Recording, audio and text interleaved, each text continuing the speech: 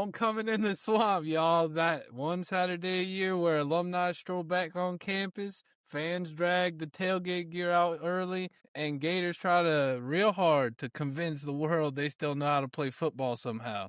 Problem is, lately Homecoming's been looking less like a celebration and more like a family reunion where nobody likes the host. That host will be Billy. What you got to say More about like that, Kyle? more like a funeral. The last few homecomings, Yeah. I very mean, sad and even his press conferences look like eulogies now. I mean, mhm. I feel like everybody's anticipating him losing his job at some point in time, sooner rather than later. It's like everybody's just on standby, waiting for to get that alert on their phones. yeah. And to see who they're looking for, I guess, too, because we got some delusional fan base. Let me tell you right now, Lane Kiffin is not an answer. I don't know why people like him. I think it's because he's dating a younger chick. Like, Yeah. okay, you want pedophiles here? Well, what are we doing? Like, Kyle, what is this? We're supposed to, find greatness again. And that's not what it is. The thing is, I feel like people like him because he's very entertaining. He has a very like contagious personality when it comes to like joking. He's very sarcastic. He is sarcastic. Yeah. I will say this: I'll give him this. He's a great offensive mind. If you ever watch him coach, he really does open the playbook up for like his on the offensive side of the ball. Like he really designs up and draws up some really like smart and really good plays. But as far as Intuitive play. overall head coach, I don't see him like moving the needle for us. I really don't. And that begs me to bring up watching Billy call plays is like watching a possum solve a Rubik's Cube. Okay. Slow, confused, and everybody's just waiting for him to play dead. Okay. So do you expect to see any difference coming into this game? I mean, we're at home, so I know that plays to our advantage a slight bit. I would agree with you on the home part, and also because we're gonna have a bunch of alumni there. I mean, we have alumni every game, but we're gonna have even more alumni, for homecoming this Saturday. I think that he'll have one of those games where he's gonna open the playbook up, and then depending on how we look like in the second half and other quarters, he might revert back to his old ways. Like he always shows us the possibilities that we could be, the team that we could be, and with the play calls that he does call, and then he'll revert back to the typical jet sweeps and bubble screens that we've grown accustomed to seeing week by week. Yeah, if he was running a dang barbecue joint, he'd serve you raw chicken, Kyle, and tell you the process was working. That's how I feel at this point. Hey, Billy, newsflash. This fan base is tired of eating undercooked football. They should Yes, have we been are. finished. It's the fourth year. What are we doing here? I'm interested to see what DJ Lagway we get this Saturday. Honestly, he was fired up last week after we lost to Texas A&M. He was very pissed off. I'm interested to see like how we use our receivers, if we can establish the running game to start the guys that we do have playing that aren't hurt. I want to see if they can make some plays on the defensive side of the ball too. Yeah. Well, and they just need to let the boy cook. Let him throw downfield, stretch it out. Stop calling the bubble screens like you have brought up. Like he's allergic to creativity or something, Kyle. Like, what are we doing? Also, defensively is real simple, though. I think this is home. Get back into your element. Not what you were when you walked out at Kyle Field. Get back into the element of what it means to be a Gator and rock the house. And it's a night game in the swamp. It's nothing like a night game at the swamp. There's that place when we packed it loud, regardless of what the record is. People are going to show up because they want to support the team. It's sold out, Kyle. I know. Oh, okay. It's always going to sell out. Yeah. That'll never change. Yeah. No matter what our fans say, they're still going to show up regardless. They're loyal. That's the thing about Gator fans. Like, we scream and shout, and it's coming from a good place. Now, I know some of us fans, Gator fans, they take a negative route, but the ones that are positive, and we're frustrated because we know that we're better than this. What we've shown, we know we're better than this. We deserve better than this. And I want to see more pressure in the quarterback. Make it pressure so much until he's seeing ghosts, like he's Scooby-Doo villain or something. Okay, wrap him up. I'm tired of watching people bounce off of people. This ain't a game of magnets. What are we doing? The tackling has to be better, but I feel like that starts from the players. That's effort. Yeah. Tackle is the effort. Effort. It's all effort. You could coach somebody to tackle, but at the end of the day, when you're lined up against somebody and it's 1-on-1 and it's you and him, mano a mano, it's up to you to make that decision of you're not going anywhere. Like you're getting taken down right now. And that's another thing, Kyle. Florida either walks off the field after this game looking like a team back on the rise, or we're right back to drawing plays in the dirt and wondering how long we're stuck on the Billy Napier mystery tour.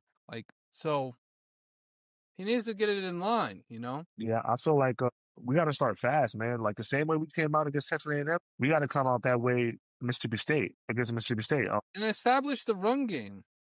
Let's do that. Over 100 yards rushing. We should have that every game locked down no matter who we're playing. It shouldn't matter.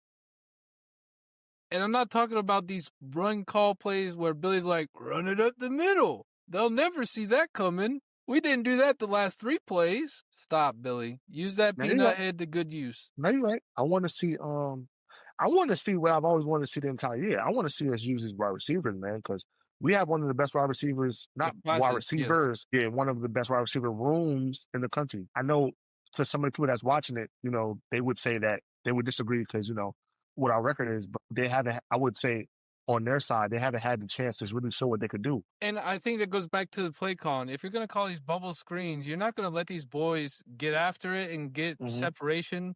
And that's another thing. They have to get separation. You can't expect him to call these down the field flea flicker of a pass if you're not getting separated from your defender. I mean, they have to play complementary football, Kyle. That's what it is. Now, this is true. And at the same time, can we stop with the we're on 3rd and 6 and you're running the ball? Nobody's falling for that. Let DJ throw the ball. I don't understand that when we're running the ball on 3rd and 6. Did you really think we was going to get that first down? Like, really?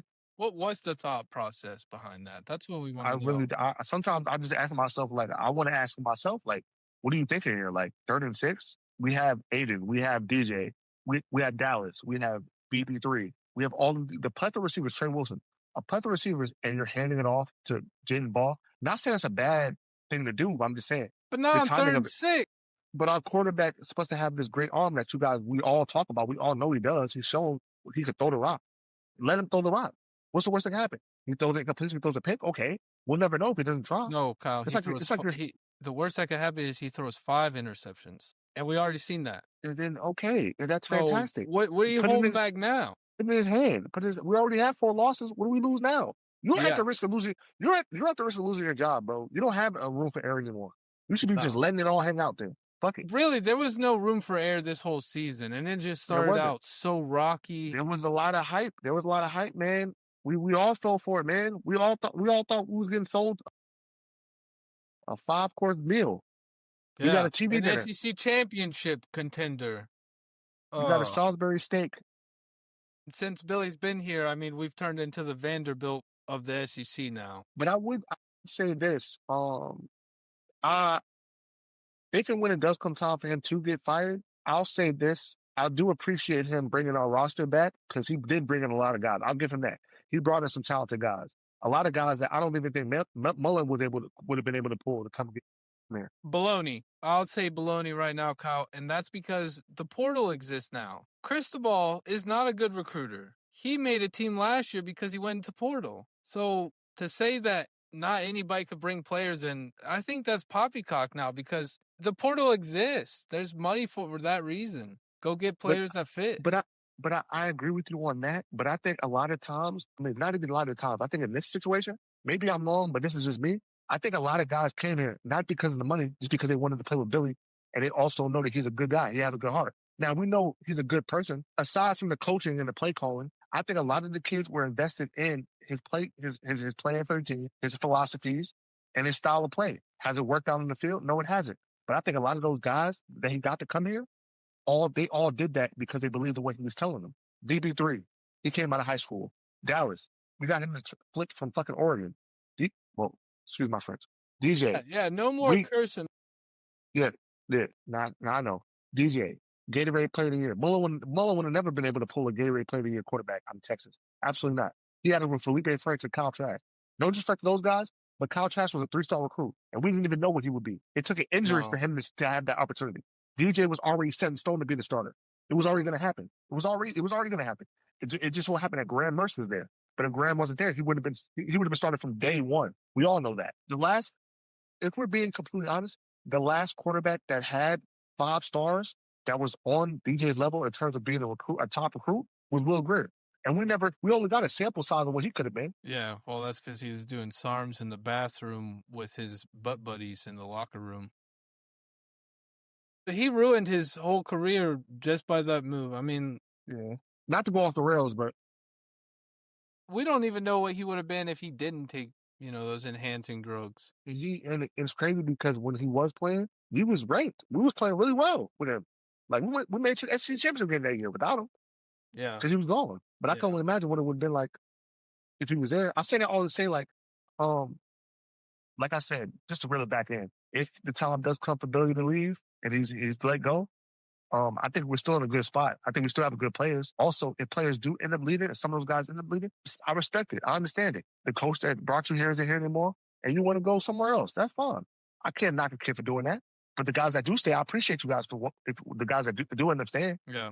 Well, I think that about wraps it up for this episode. Whether we're dancing in the end zone or crying in the parking lot, we'll see you guys back next week talking ball because hope springs eternal, even when the playbook doesn't, Fall out Monday. Yeah, that's right. We'll And recap other the game. videos too. Y'all come check them out. Y'all come subscribe. Give us a look. Like, comment, subscribe. Yeah, stop.